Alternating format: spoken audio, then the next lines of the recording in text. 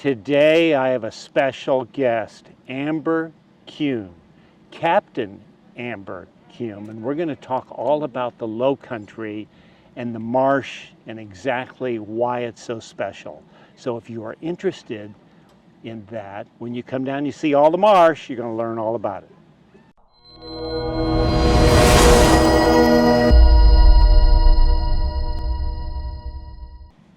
All right, as I said, I'm here with Amber Kuehn, Captain Amber, as you're known, right? That's right. Okay. So anyway, I've lived down here for quite a while. We lived back in 1990 here, and we've always loved the marsh and the nature. But I found somebody who really knows the marsh and the nature. And tell us a little bit about your background. So my great-grandparents came to Bluffton, and the 40s they bought a home. Actually, it was just a property, and they built a cinder block home. And back then, there wasn't much industry here. There was very little going on. So most people just came and spent the weekend and enjoyed the river and that sort of thing, and then went back to Savannah or went back to inland South Carolina, and it was just kind of like a come and go kind of a situation in the 40s. But when my dad inherited the house, he did not knock that house down. He just built on top of it. So I still live in my great-grandmother's house, or grew up in my great-grandmother's house. It was just not the exact same house. Okay. And you got your captain's license at a young age. I was 20 years old. I did that because I was working at a dive shop. And we decided to get a boat to take divers offshore to go for that experience, which wasn't a very lucrative thing for them.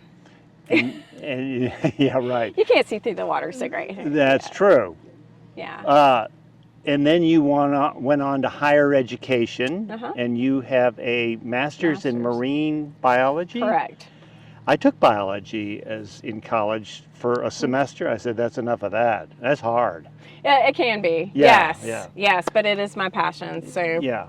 So tell us a little bit. When people come down here, they see a lot of things that they've never seen before.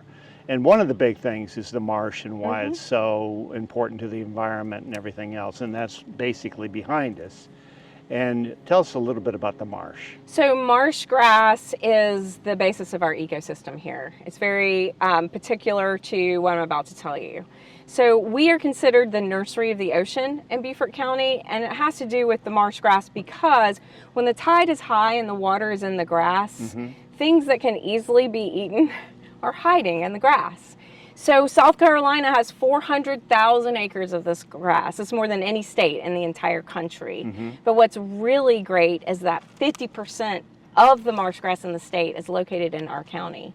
So we have 200,000 acres of it just here. So a lot of the juvenile seafood that we have likes to hide in that at high tide and are protected from predation during that high tide moment. And it changes colors through the year. The marsh grass does. It is the change of seasons. The maritime forest behind us, the 5 trees that are always green in every season. I know those trees. Yes. But wait a minute. Palmetto. Go ahead. Pine. Live oak. Yeah. Magnolia. Yes. Southern red cedar can take salt water in their roots and not die. The marsh grass is what changes color. So when you look at this, you can tell what season we're in. We are summer now. We've got a little bit of the winter grass still hanging out. These dead reeds that you see here, they are everywhere. Right. This is a perennial. So this is the winter grasses. In the spring, these green grasses were tiny. They fill in when it gets super hot and you're dying and you think, well, the fall is coming. The marsh grass will tell you. It gets yellow at the top and heavy with seeds, and then it gets to travel down the stalk and then turn a honey brown color in the fall. The whole thing will be that light brown color, and then the darker brown, it breaks off. You have the sticks everywhere, and there's a purpose for all of this. You know, everything that you see on the ground at the beach, you see these sticks, there's a purpose for it there. Deer lick marsh grass because this grass can excrete salt. It takes in salt water, separates the water from the salt. And the deer lick the grass for salt minerals because we don't have rocks in the low country naturally. That everything builds on each other. It's very exciting, and it's a long explanation. It is, but it's so beautiful. There's nothing like it. We've lived in Florida a long time, and there's just nothing like the low country with the marsh. And I mean, you know, the different fish that are here. The dolphin come in close, right? Mm-hmm. Because the little fish is eaten by the big fish, right? Well, the dolphin can't chew their food. They have to swallow it whole. Okay. So they like those juvenile fish because that goes down their throat very easily. Mm-hmm. So we have a lot of that here. So of course their friends come in the summer, join, and in a warm, cozy blanket when the water's 98 degrees, you have a lot of that production going on, and there's food to share. But our water does drop down to 45 degrees in the winter, not as much food, the migratory dolphins leave. But in the summer, we have our year-round population. Okay. And there are 170 about that. And you live in Bluffton, right? Not on Hilton Head Island. Correct. Okay. And you are affiliated with the Sea Turtles, right? What's the website? It's Sea Turtle Patrol, HHI.org. Okay.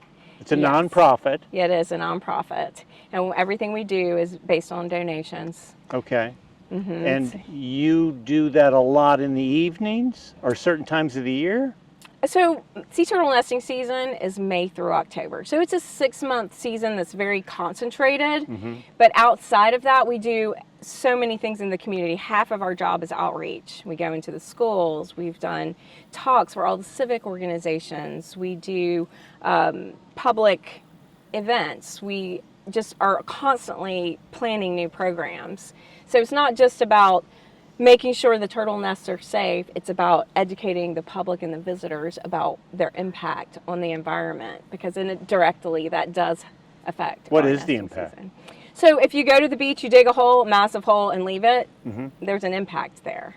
Okay. So hatchlings come out, they fall in the hole, they don't ever make it to the ocean, and we're talking about an endangered species. So we need as many of them to get to the water as possible. And you can't, these homes on the island can't leave their lights on at night, right? Well, they can, but they have to be downward facing and shielded. Right. The interior lights have certain restrictions on them as well if there's no shade on the window.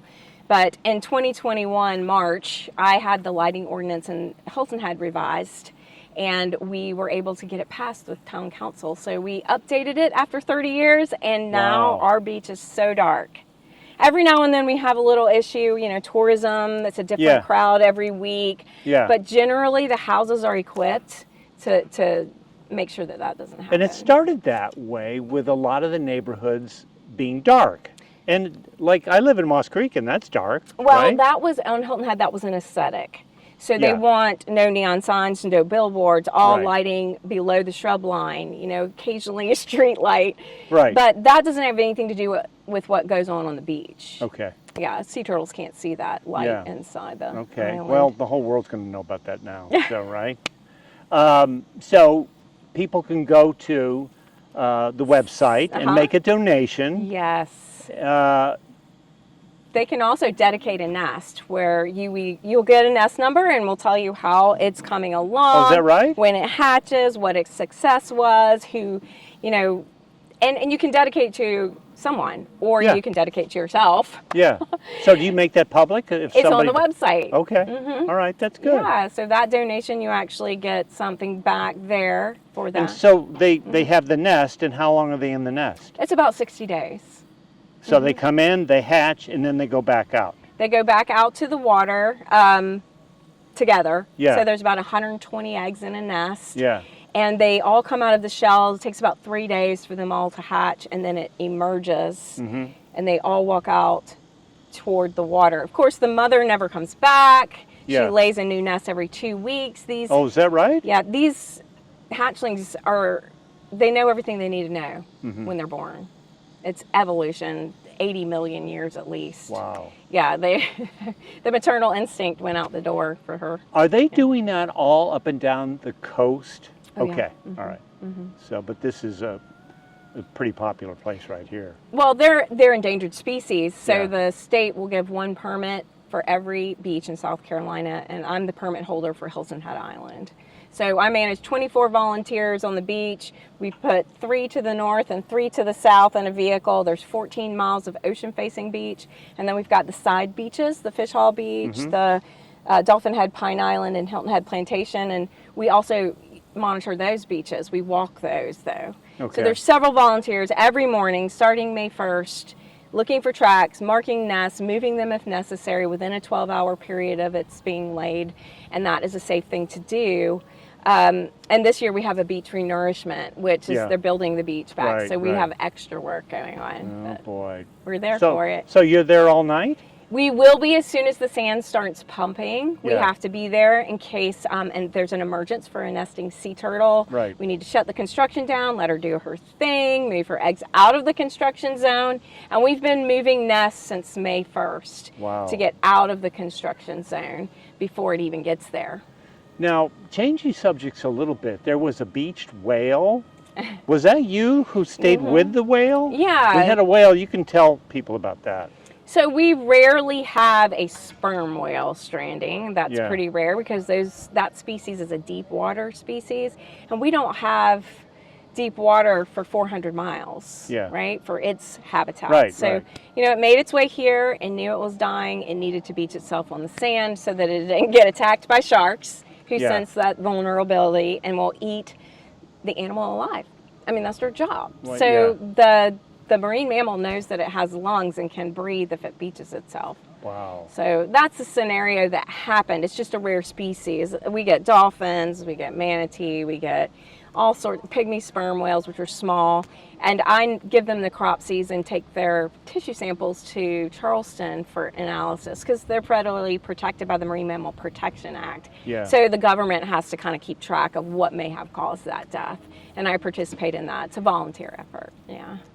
You got passion. I do. I love that. I wouldn't be able to work this hard if I didn't. Yeah. No, I really appreciate it. I think that, you know, our viewers will find this very interesting. And if you do find it interesting, put a comment down below.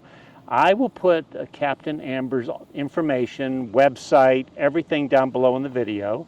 And you can check out the website. And if you want to, make a donation. You can see it's going to a good cause. So also, please subscribe to the channel.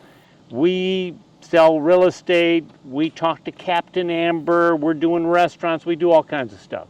So anyway, thank you very much You're for very spending welcome. some time with us today. I No appreciate problem. that. Okay, thanks.